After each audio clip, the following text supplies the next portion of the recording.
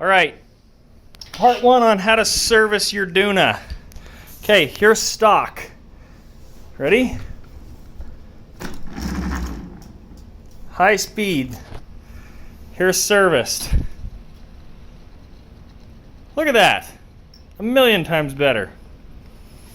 Okay, here's how you do it. On the end of the wheel is a cap.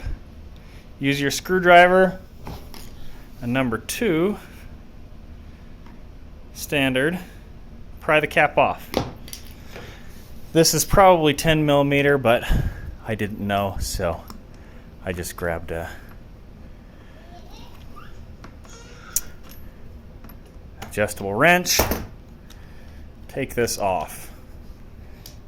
Pay attention, your washer is directional. It has a groove cut in it. The groove goes inward towards the wheel. Take the washer off, pull this thing off, clean all of it. Clean this, really, really good. Clean that, really, really good. See these grooves in the axle? These grooves are there to hold grease. Waterproof wheel bearing grease works great at the shop. I'm using the thing we all have if we have a baby wipes. Baby wipes are actually good at cutting grease, believe it or not. Remove your washers. Grease both sides very lightly.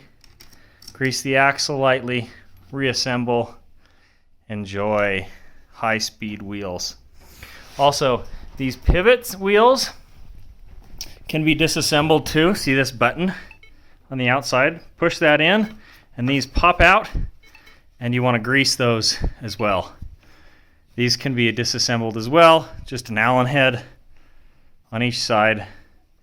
Grease them, lube them, clean them.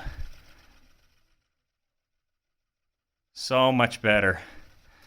If you want to enjoy your stroller experience with your Doona, do these steps.